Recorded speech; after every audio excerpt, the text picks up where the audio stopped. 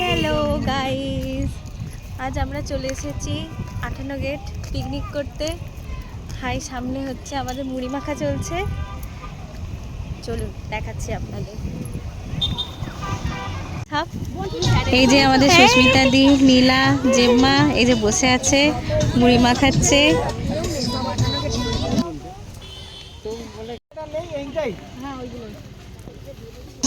এই যে এখানে আমাদের সবজি কাটাকাটি চলছে, কাকিমা কাটছে।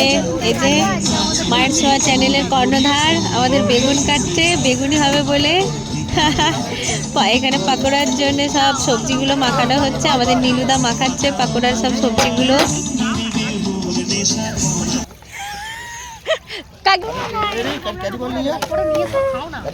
ও নীলুদা,